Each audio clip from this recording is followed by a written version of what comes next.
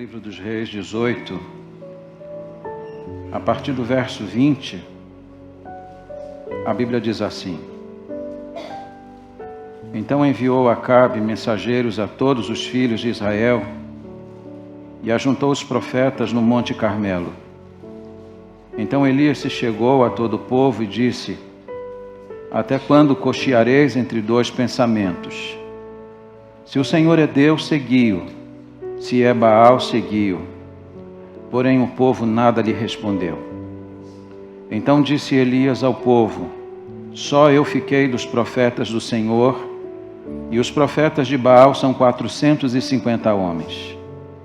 Deem-se-nos, pois, 2 novilhos, escolham eles para si um dos novilhos, e dividindo-os em pedaço, o ponham sobre a lenha, porém não lhe metam fogo. Eu prepararei o outro novilho e o porei sobre a lenha, e não lhe meterei fogo. Então invocai o nome do vosso Deus, e eu invocarei o nome do Senhor. E há de ser que o Deus que responder por fogo, esse aqui é Deus. Então todo o povo respondeu e disse: É boa esta palavra. Disse Elias aos profetas de Baal: Escolhei para vós outros um dos novilhos, e preparai o primeiro, porque sois muitos, e invocai o nome do Senhor vosso Deus, e não lhe metais fogo. Tomaram o novilho que lhes fora dado, prepararam-no, e invocaram o nome de Baal desde a manhã até o meio-dia, dizendo: Ah, Baal, responde-nos. Porém não havia uma voz que respondesse, e manquejando se movimentavam ao redor do altar que tinham feito. Ao meio-dia Elias zombava deles, dizendo: Clamai em altas vozes, porque ele é Deus. Pode ser que esteja meditando, ou atendendo a necessidades, ou de viagem, ou a dormir, e despertará. E eles clamavam em altas vozes e se retalhavam com facas e com lancetas, segundo o seu costume, até derramarem sangue. Passado o meio-dia, profetizaram eles, até que a oferta de manjares se oferecesse. Porém não houve voz, nem resposta, nem atenção alguma. Então Elias disse a todo o povo: Chegai-vos a mim. E todo o povo se chegou a ele. Elias restaurou o altar do Senhor que estava em ruínas. Tomou 12 pedras, segundo o número das tribos dos filhos de Jacó, ao qual viera a palavra do Senhor, dizendo: Israel será o teu nome. Com aquelas pedras edificou o altar em nome do Senhor. Depois fez um rego em redor do altar tão grande como para semear 2 medidas de sementes. Então armou a lenha, dividiu o novilho em pedaços, pô-lo sobre a lenha e disse: Enchei de água 4 cântaros e derramai-a sobre o holocausto e sobre a lenha. Disse ainda: Fazei-o segunda vez, e o fizeram. Disse mais: Fazei-o terceira vez, e o fizeram terceira vez. De maneira que a água corria ao redor do altar. Ele encheu também de água o rego. No devido tempo, para se apresentar a oferta de manjares, aproximou-se o profeta Elias e disse: Ó Senhor Deus de Abraão, de Isaque e de Israel, fique hoje sabido que tu és Deus em Israel e que eu sou o teu servo, e que segundo a tua palavra fiz todas estas coisas. Responde-me, Senhor, responde-me, para que este povo saiba que tu, Senhor, és Deus e que a ti fizeste retroceder o coração deles. Então caiu o fogo do Senhor e consumiu o holocausto e a lenha, as pedras, a terra, e também lambeu a água que estava no rego. O que vendo todo o povo caiu de rosto em terra e disse: O Senhor é Deus, o Senhor é Deus. Disse-lhes Elias: Lançai mão dos profetas de Baal, que nenhum deles escape. Lançaram mão deles, e Elias os fez descer ao ribeiro de Quizon, e ali os matou.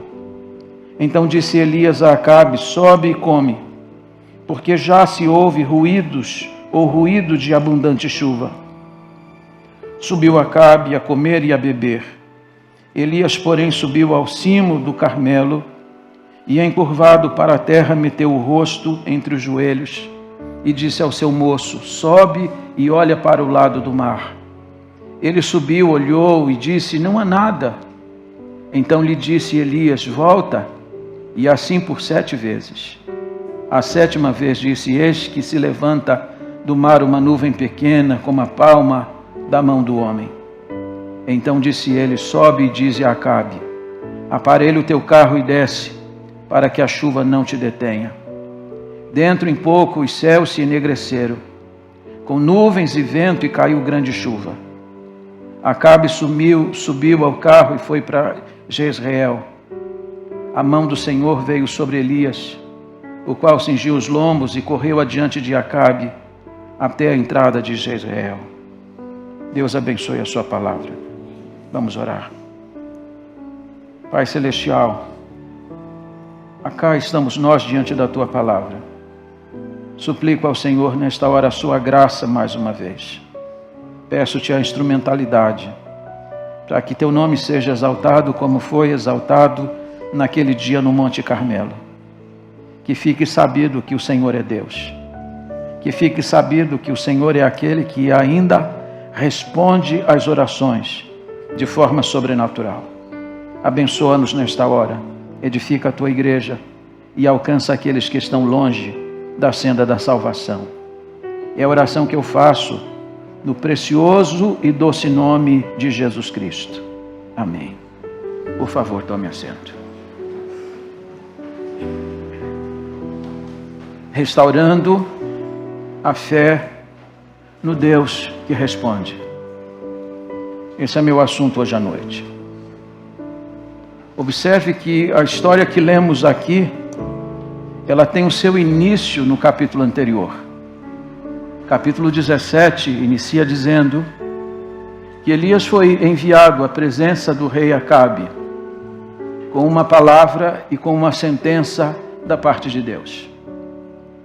A palavra que Elias levava ao rei Acabe é que naqueles anos não haveria chuva nem orvalho em Israel. A sua palavra era uma palavra dura, contundente da parte de Deus. O que é curioso é que Elias era um profundo desconhecido na corte de Israel. Elias era alguém que vinha de um lugar desconhecido, embora a cidade de Gileade fosse conhecida, mas diz a Bíblia que ele vem de Tisbe. Ele era um tisbita que vinha de Gileade. Ele vai à corte do rei e desafia o rei e entrega a palavra do Senhor. A palavra que ele traz era uma palavra dura, mas a palavra que ele traz era um recado da parte de Deus. Deus está mostrando não apenas para Acabe, mas mostra também para nós, de que ele é um Deus que não está indiferente às coisas que acontecem aqui desse lado. Você sabe que a nação de Israel estava vivendo uma das mais profundas crises morais e espirituais. Israel teve 19 reis, 8 dinastias, e a Bíblia diz que nenhuma delas andou na presença do Senhor. A Bíblia diz que os 5 reis que antecederam o rei Acabe, 2 deles eram assassinos e um deles se suicidou. Não bastasse isso, diz o capítulo 16, versículo 30, que Acabe foi o pior de todos eles. E não bastasse esse fato, a Bíblia diz que ele era casado também com a pior mulher que existia no mundo. Uma mulher que tinha executado os profetas do Senhor. Quando Elias diz ao povo de Israel: só eu fiquei dos profetas do Senhor, ele está alertando para o fato de que os profetas de Deus tinham sido eliminados naqueles dias por uma mulher chamada Jezabel. Foi nesse cenário tenebroso, foi nesse momento de crise, que Deus levantou um profeta chamado Elias. Eu gosto muito de pensar sobre isso. Nas horas mais negras da história, quando parece que as coisas estão fora de ordem, quando parece que Deus não está olhando as coisas, Deus manifesta-se de uma forma extraordinária, levantando alguém. Uma das expressões que eu uso sempre é esta: quando tudo está escuro, Deus levanta alguém para ligar o interruptor. Deus levantou Elias como uma resposta para aquele tempo. E note que Elias não era uma pessoa conhecida. Note que Elias não era uma pessoa famosa. Elias era apenas alguém que se colocava nas mãos do Senhor.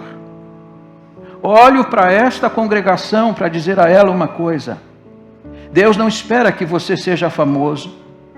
Deus não espera que você tenha todas as qualificações e todos os diplomas. Deus espera apenas que você seja alguém disponível para Ele, para fazer a vontade dEle, para honrar o nome dEle, e Deus vai fazer de você uma bênção.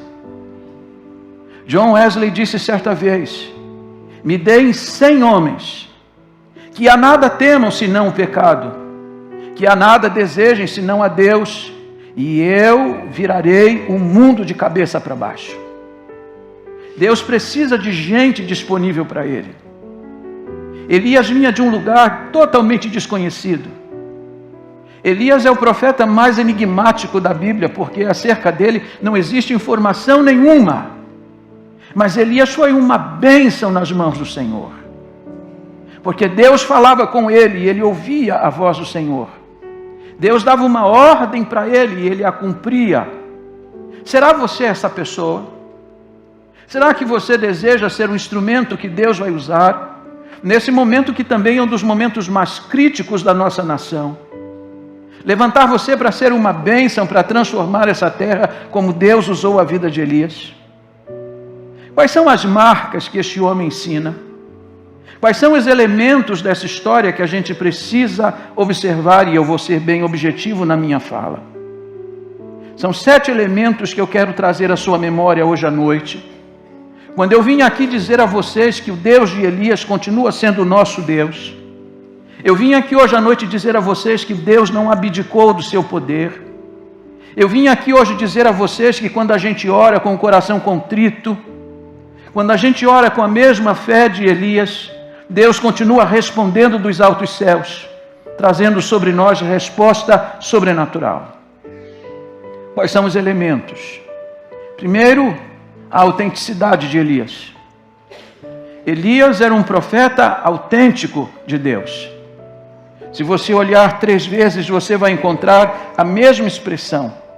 Capítulo 17, versículo 2, a Bíblia diz: veio-lhe a palavra do Senhor. Capítulo 17, versículo 8 diz: lhe veio a palavra do Senhor. Capítulo 18, versículo 1 diz: veio a palavra do Senhor a Elias. Elias não é alguém que está falando alguma coisa que simplesmente está no seu coração.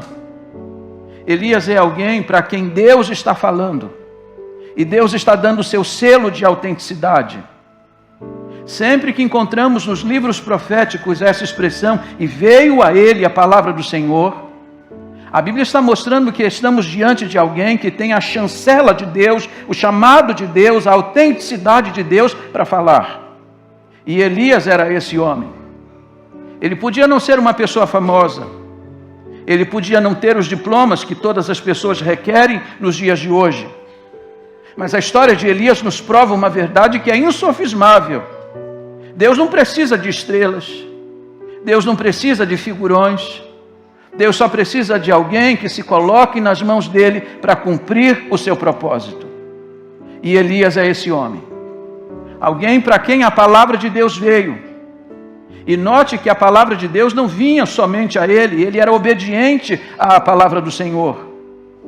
Das 2 vezes em que aparece a palavra, Deus está orientando Elias, Deus está guiando Elias, e Deus manda ele fazer e ele faz.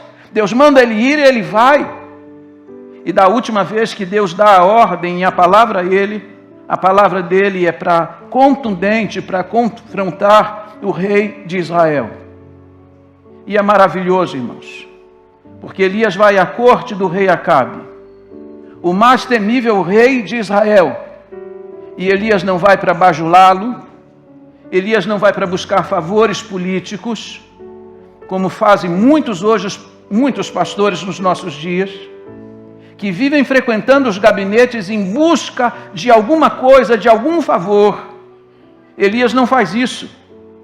Elias vai à presença do rei para apresentar a ele o recado da parte do Senhor.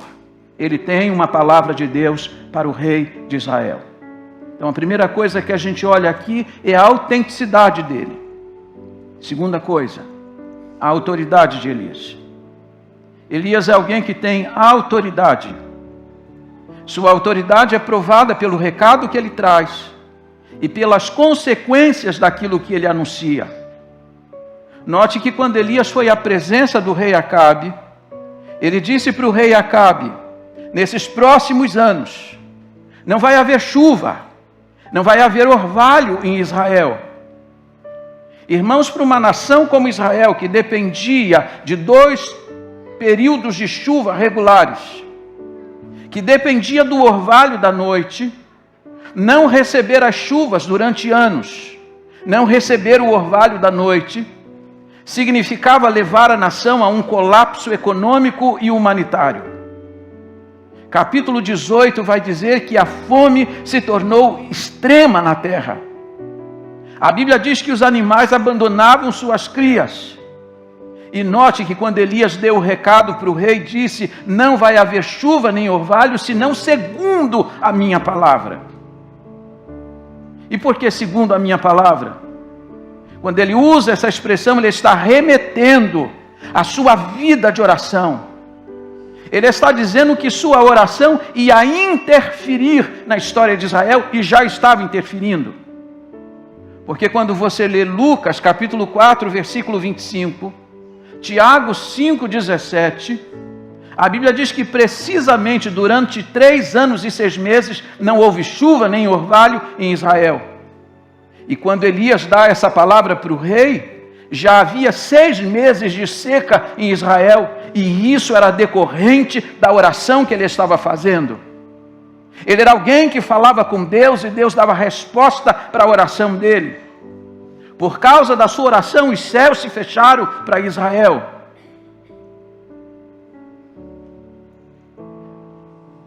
Maria Tudor, também conhecida como Maria a Sanguinária, que foi rainha da Inglaterra, disse certa vez a respeito da oração de John Knox: eu temo mais a oração de John Knox do que todos os exércitos da Escócia.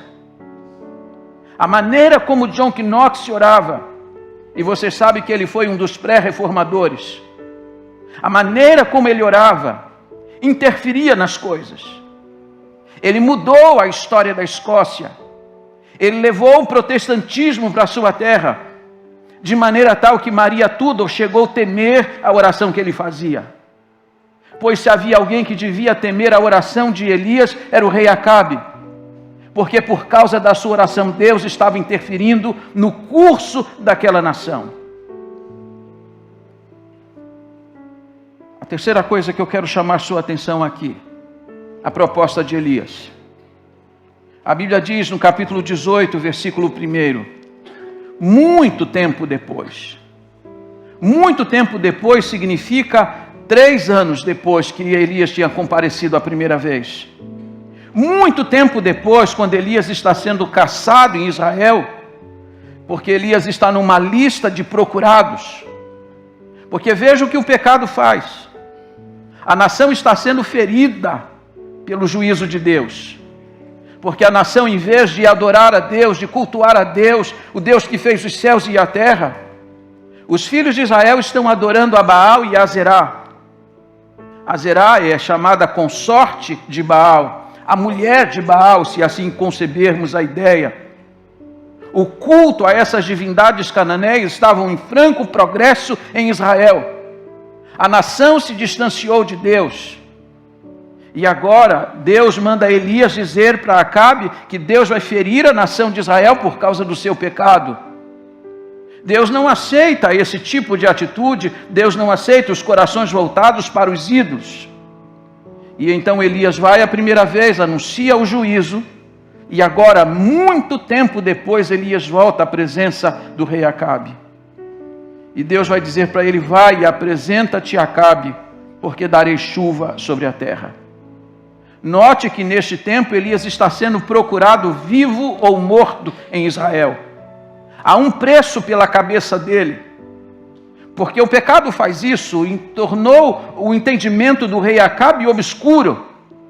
Acabe não concebia a ideia de que ele era o culpado de toda aquela tragédia, mas ele preferia atribuir aquela tragédia ao profeta Elias. Ele julgava que todo o problema que estava acontecendo em Israel era por causa do profeta e não por causa do seu pecado. Mas Deus dá uma ordem para o profeta, manda que ele se apresente. Deus manda Elias comparecer diante do rei Acabe quando ele está correndo risco da própria vida. Mas olha para mim, se Deus deu a ordem, Deus vai se encarregar do restante. Se Deus mandou Elias comparecer, Deus vai proteger Elias. Deus deu uma ordem para Elias e ele bateu continência. Ele foi à presença do rei muito tempo depois. E Elias vai fazer aqui uma proposta que, aos olhos do rei Acabe, era uma proposta muito simples de aceitar. A proposta de Elias é a seguinte: manda reunir todos os profetas de Baal e Azera, lá no cume do Monte Carmelo, o lugar mais alto em Israel, bem próximo do mar Mediterrâneo. Reúna eles lá e eu estarei lá sozinho. E lá ficará provado quem de fato é o verdadeiro Deus, firmado na lógica dos números. E vocês sabem que se existe uma coisa diabólica é quando a gente passa a confiar nos números. Se nós os temos, nós achamos que estamos em vantagem. Se não os temos, nós achamos que estamos completamente desprotegidos. O rei Acabe fez uma conta muito simples. 850 contra 1 significa que Elias está numa grande desvantagem e ele não tem possibilidade nenhuma de vencer este embate com os profetas de Baal e Azerá. Só que Acabe esquecia de um fato: um homem ao lado de Deus, ele tem tudo o que ele precisa. Havia 850 profetas servindo aos ídolos e havia um homem servindo ao Deus verdadeiro. O rei Acabe não viu dificuldade em aceitar essa proposta e mandou que se reunisse lá sob o cume do monte todos os profetas. E Elias compareceu sozinho. Sozinho? Ele estava sozinho? Não, Deus estava com ele. É esta convicção que você precisa ter nos momentos dos seus embates. Não importa a desvantagem terrena e humana em que você esteja, se de fato Deus está ao seu lado. E Deus estava do lado de Elias. E agora note, quinto lugar, comigo, o desafio de Elias. Se Elias havia desafiado o rei, se Elias havia enviado um desafio para os profetas de Baal, agora Elias faz um desafio para os filhos de Israel, versículo 21. Então Elias se chegou a todo o povo e disse: até quando cocheareis entre dois pensamentos? Se o Senhor é Deus, segui-o; se é Baal, segui-o. Porém o povo nada lhe respondeu. Havia um desafio para os filhos de Israel. A nação está distante de Deus. Esse chegai-vos aqui é muito mais do que uma proximidade do profeta que fala, mas também um retorno à comunhão com Deus. Chegai-vos. Até quando cocheareis entre dois pensamentos? A Bíblia King James verte essa expressão dizendo: até quando estareis estacionado entre duas possibilidades? O que estava acontecendo em Israel? Israel era uma nação agrícola que precisava do tempo das chuvas. E havia sido introduzido em Israel dois cultos. Havia dois templos construídos em Israel, um para Baal e um para Azerá. Azerá era a deusa da fertilidade e Baal era chamado Deus da chuva. A imagem de Baal era a imagem de um homem segurando em suas mãos um raio. Ele dizia que podia dar a Israel as chuvas que Israel precisava. Precisava então ficar provado que quem controlava as chuvas não era Baal, Mas o Deus de Elias, quando Elias anuncia em Israel que não vai haver chuva durante aquele período tão longo de 3 anos e 6 meses, que os céus ficariam fechados segundo a sua palavra, Deus estava mostrando a inutilidade dos deuses. De repente eu falo com gente aqui, eu falo com gente na internet, que confia neste, naquele outro, dizendo que é ele que faz e é ele que controla. Aqui essa história mostra que quem controla tudo é o verdadeiro Deus. Ele mandou fechar os céus e não houve chuva, não houve orvalho, provando a inutilidade desse Deus que dizia ser o Deus da chuva. E agora Elias diz para o povo: vocês estão estacionados entre 2 possibilidades. O que está acontecendo com o povo de Israel? Alguém disse que Israel estava com 2 apólices de seguro no bolso. Não deixava o Senhor Jeová definitivamente, mas também não servia a Ele definitivamente, porque abraçava a fé em um Deus que, segundo eles, podia dar a chuva. Mas se existe uma verdade na Bíblia é essa: Deus não aceita corações divididos. Vocês podem repetir isso comigo? Deus não aceita corações divididos. Você não pode ter 2 apólices de seguro no seu bolso. Você não pode pensar: bom, eu vou caminhar com Deus e vou caminhar com outro também, porque se um falhar, o outro vai me ajudar. Deus não precisa disso. Deus, Ele é suficiente. Elias desafia o povo a descer do muro, a tomar uma decisão. O mesmo desafio que é feito aqui hoje à noite, porque há pessoas aqui hoje à noite que também precisam tomar uma decisão. O texto diz que quando Elias faz essa proposta, os filhos de Israel ficam em silêncio, eles não respondem. Mas saiba você que o silêncio deles também é a resposta. A pessoa diz: não, eu não vou decidir nada agora. Eu quero ficar neutro nessa decisão agora. Mas esse tipo de atitude também é uma decisão, porque Israel está dizendo ainda não para o Senhor. Olha comigo em 6º lugar, a ironia de Elias. Diz a Bíblia que Elias vai dar vantagem aos profetas de Baal e Azera. Elias assume o controle daquilo que está acontecendo no Carmelo.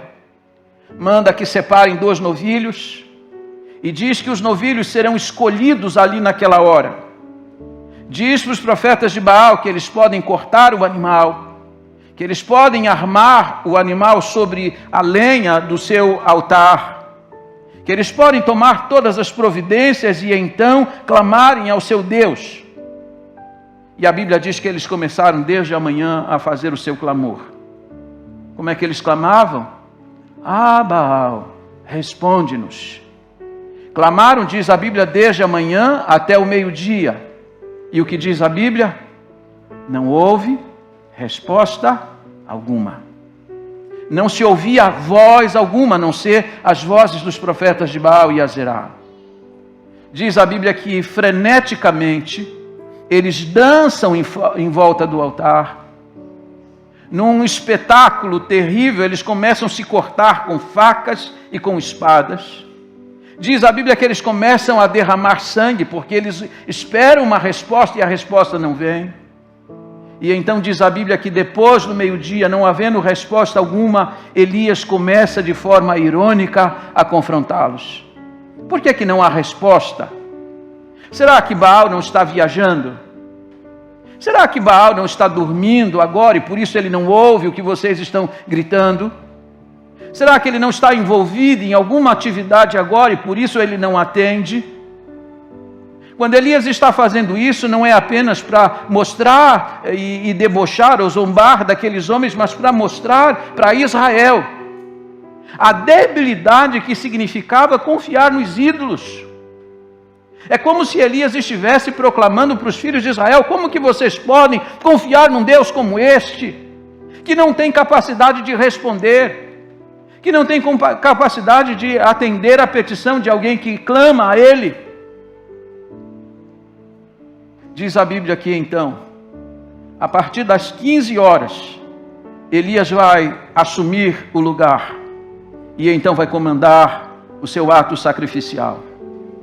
No tempo da oferta dos manjares, Elias vai se colocar no altar e vai começar a preparar o sacrifício do Senhor. Porque agora Elias vai começar a clamar ao único Deus que é capaz de responder às orações. Deus é um Deus capaz de responder às orações.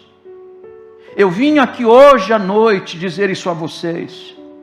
Eu vim aqui chamar pessoas aqui hoje à noite para se aproximarem deste Deus que é o Deus de Elias. Dizer a essas pessoas que este Deus não abdicou do seu poder e da sua glória. E tudo que Deus fez aqui, Deus fez para a sua glória. E é isso que eu objetivo hoje à noite com vocês neste lugar. Clamar ao mesmo Deus que Elias clamou. E o Deus de Elias responde às orações. E ele responde de forma sobrenatural. Agora olha comigo, em penúltimo lugar, as providências de Elias. Elias não é apenas alguém que clama a Deus. Elias é alguém que toma providências antes de falar com Deus. Porque você sabe que nós precisamos preparar o caminho. Nós precisamos tirar os obstáculos do caminho. O que Elias está fazendo antes de Deus dar sua resposta é tirar as coisas que estão no meio do caminho, atrapalhando. E vocês sabem perfeitamente disso. Muitas vezes Deus não age, porque existem obstáculos pelo caminho. Era preciso tirar Baal do caminho, era preciso tirar Azerá do caminho, era preciso tomar providências, porque quando nós preparamos tudo, Deus começa a agir. O que é que Elias vai fazer ali? 5 coisas Elias vai fazer. A primeira, ele vai chamar o povo para perto. O povo está longe. Qual é a distância que nós estamos de Deus? Como que nós temos caminhado com Deus? Você sabe o que significa avivamento? Avivamento significa voltar, retroceder, ou recuar, ou retornar ao lugar de antes. Avivamento significa fazer com que o fogo que está apagando, ele volte a ser um fogo ativo. É fazer com que a cor que já está assim meio que apagada, seja viva novamente. E isso depende muitas vezes de um retorno nosso à presença de Deus. Tem gente aqui que está fria, ou frio, longe, meio que indiferente, coração não pulsa mais, a alma não vibra mais, não tem mais calor espiritual na vida. O que o Senhor diz é que você precisa voltar, precisa se aproximar de novo, para que aquela chama que um dia ardeu, volte a arder novamente. Manda o povo voltar. Segunda coisa que Elias vai fazer, Elias vai restaurar o altar do Senhor. Diz o texto que o altar estava em ruínas. E há 2 questões aqui para a gente perguntar. Por que está em ruína? Está em ruína porque os profetas de Baal haviam derrubado? Ou está em ruína porque estava em desuso? Nós acreditamos nessa segunda possibilidade. Como Israel está indiferente para com Deus, como eles estão correndo para o templo de Baal e para o templo de Azerá, deixaram o altar do Senhor de lado. E você sabe que 2 coisas destroem: muito uso e nenhum uso. E o altar do Senhor em desuso caiu em ruínas. O que Elias fez? Diz a Bíblia que Elias tomou 12 pedras.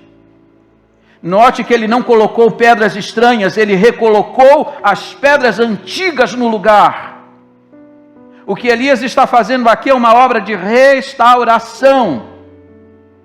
Nós muitas vezes nos preocupamos na igreja com inovações, quando na verdade muitas vezes precisamos voltar ao que já fomos um dia. Voltar às obras de outrora. E Elias recoloca as pedras de então. E diz a Bíblia agora, em terceiro lugar, que ele vai preparar o sacrifício. o altar erguido, arma lenha, corta o animal, coloca em disposição certa, abre um rego em lugar do altar, bem próximo do altar. Ele está preparando as coisas, ele está preparando o caminho para que Deus comece de novo a agir em Israel. Existem providências que a gente tem que tomar, existem coisas que a gente precisa fazer.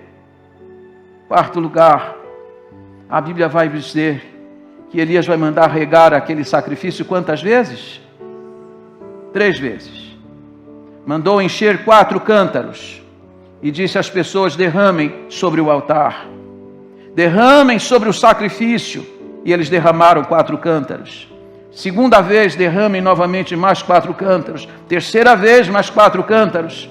Diz a Bíblia que o altar ficou encharcado, a água corria de todos os lados. Isso não parece ter lógica nenhuma. Quando você vai fazer churrasco, o que você joga sobre o carvão? Água. Eu jogo álcool, porque eu quero que pegue fogo. Mas Elias está fazendo tudo ao contrário, ele está jogando água, ele está encharcando a lenha. Acontece que o Deus de Elias manda fogo, e o fogo de Deus consome até a lenha ensopada. Diz a Bíblia então que em quinto lugar, Elias vai fazer uma oração. E aqui olha para mim, por favor. O que eu acho admirável na oração de Elias é que essa oração é uma oração breve. Elias não grita, Elias não pula em volta do altar, porque às vezes a gente imagina que para haver resposta para a oração a gente precisa mudar a entonação da voz, precisa mudar a postura, precisa fazer alguma coisa assim extraordinária. Elias não faz nada disso. Ele faz uma oração breve.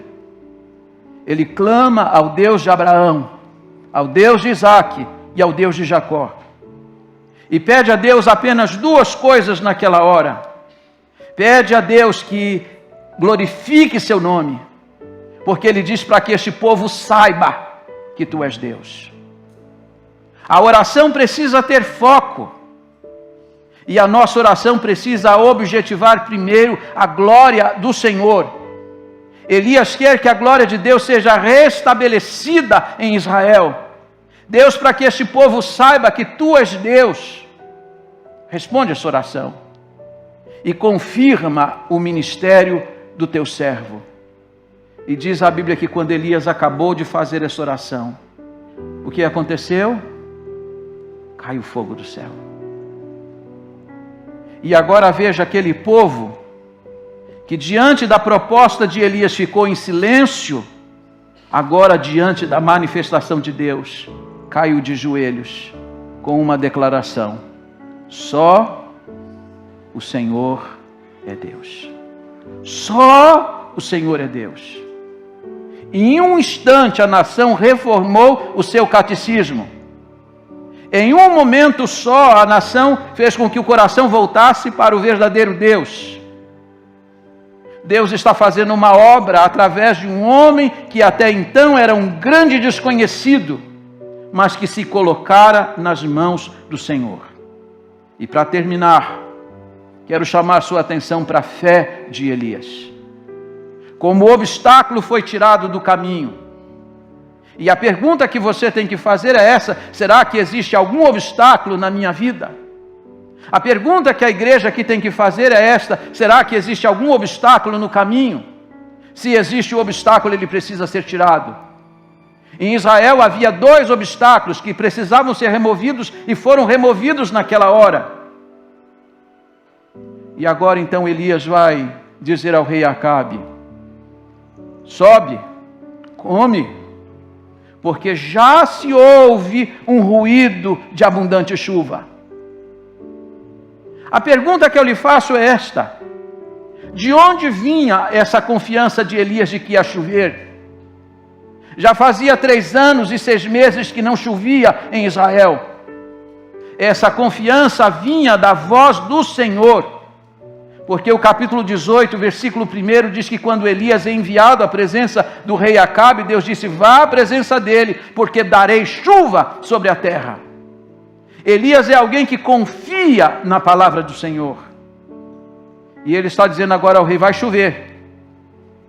Mas diz a Bíblia que até aquele momento não havia sinal absolutamente algum. Elias está sendo servido por um servo. Diz a Bíblia que enquanto o rei sobe para comer e beber, Elias sobe ao cume do monte para fazer uma coisa que ele fazia sempre. O que ele fazia sempre? Orar. E note como é que ele ora. Diz a Bíblia que ele colocou o seu rosto entre os seus joelhos. Adam Clarke disse que naquela hora Elias colocou a sua boca no pó. Naquela hora Elias encostou a sua testa no chão.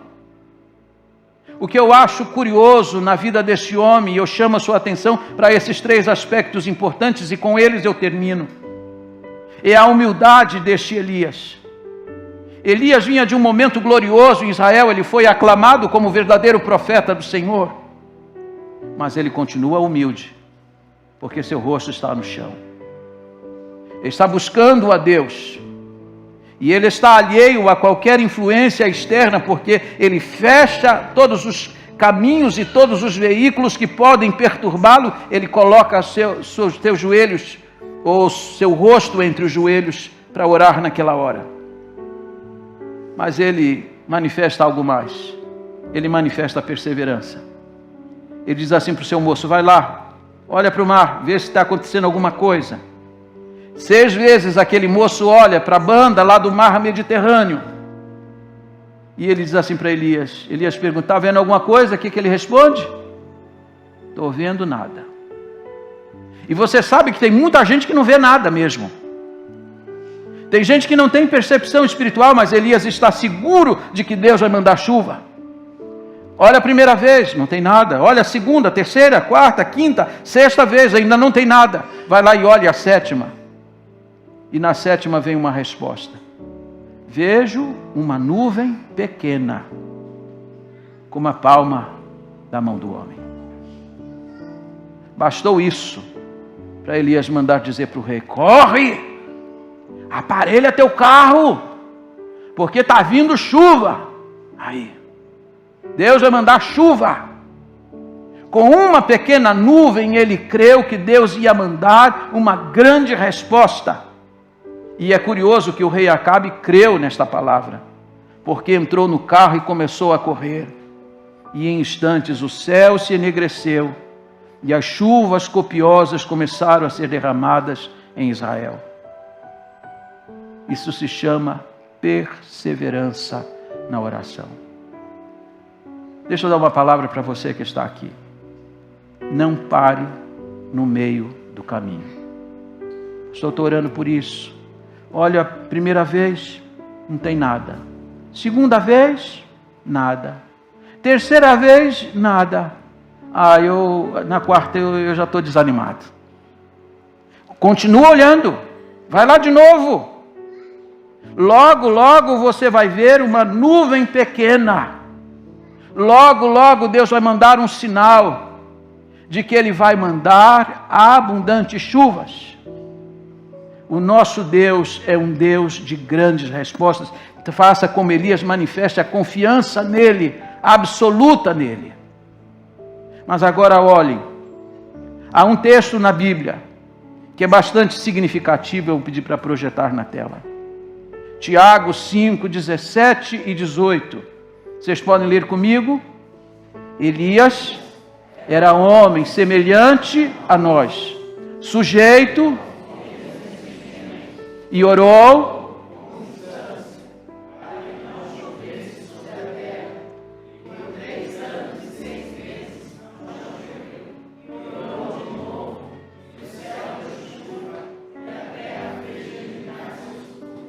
ele orou e não choveu. Ele orou e voltou a chover. E sabe o que diz a Bíblia? Ele era homem como você e eu. Ele era semelhante a nós. Elias não era um super-homem. Elias não era um homem comum do ponto de vista humano. Havia alguma coisa em Elias que às vezes falta em você e em mim. A fé no Deus que responde. Porque quando ele orou confiando em Deus, Deus trouxe resposta. A oração dele foi tão extraordinária que ela mudou o curso da história de Israel. O que é extraordinário é que Elias era como nós, mas o Deus de Elias é extremamente poderoso. A igreja em pé, por favor.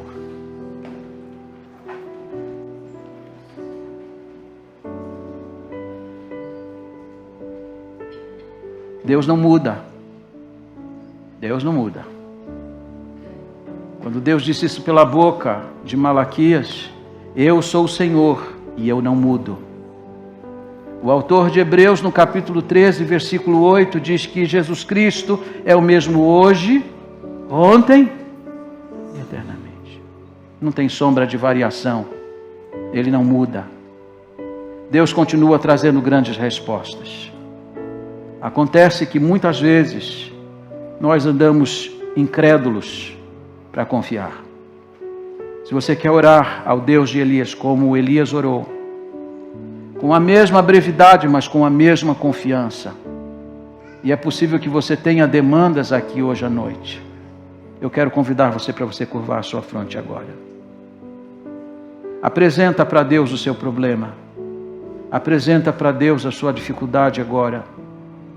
E diga para Deus: Senhor, eu sou tão frágil quanto Elias era, mas com a mesma confiança dele eu me apresento a Ti. Havia um problema, mas o Senhor solucionou o problema. O Senhor mandou uma resposta contundente. Manda para mim também. Deus derramou fogo. Deus pode derramar também algo extraordinário sobre a sua vida hoje à noite. Olhando para este auditório agora, eu quero perguntar aqui neste lugar, porque pode ser que alguém aqui um dia tenha andado com Deus, mas o coração se dividiu e se afastou de Deus. Elias fez um chamado: chegai-vos.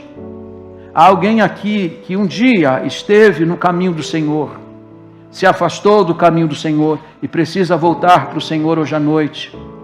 Se há alguém aqui tomando a decisão: pastor, eu quero voltar à presença do Senhor, eu quero andar com o Senhor novamente, eu peço para você, onde você estiver, para você dar um sinal com a sua mão e eu vou orar por você.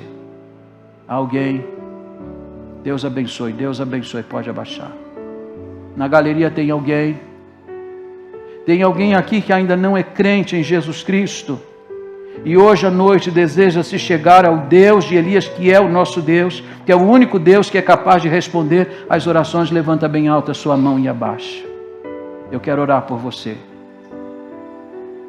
Enquanto a igreja está orando, eu queria chamar vocês, se vocês pudessem vir aqui, eu quero orar por vocês. Podem vir.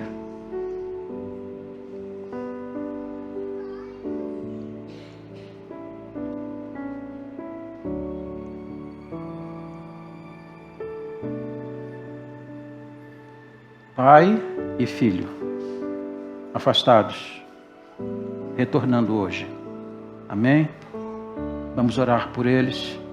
Você pode estender as suas mãos sobre eles. Bendito Deus e nosso Pai,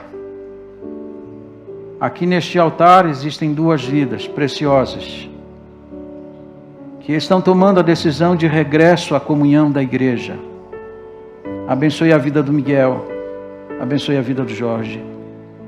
Conduza-os, Senhor, com a sua forte e poderosa mão.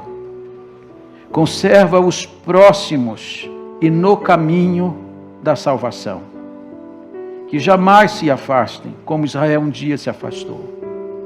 E manifesta para eles que Tu és o Deus verdadeiro e poderoso, Deus que responde e atende às orações. E agora, Deus, eu te peço por esta igreja, eu te peço por este povo aqui reunido, por cada pessoa aqui neste lugar. Ó Deus, eu te peço por aqueles, inclusive, cujo coração esteja frio nesta hora. e suplico, Senhor, resposta da tua parte.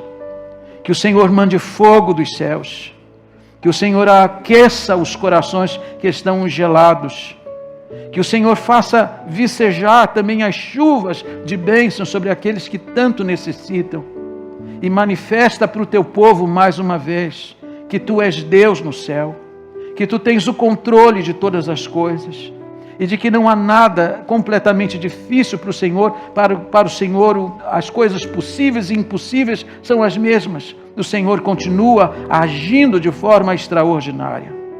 Abençoa-nos nesta hora, Senhor. Abençoa a tua igreja, despede-nos com a tua paz. Eu te suplico estas bênçãos, humildemente, no doce, bendito e santo nome de Jesus. E seja agora sobre nós o amor de Deus no nosso eterno e bendito Pai. A graça do nosso Senhor e Salvador Jesus Cristo e as doces consolações do Espírito Santo de Deus seja sobre a vida desta igreja, sobre estas duas vidas no altar. Seja assim hoje e para todos sempre. Amém e amém. Deus abençoe. Deus abençoe sua decisão, viu? Permaneça firme. Deus abençoe sua decisão. Vou pedir para alguém...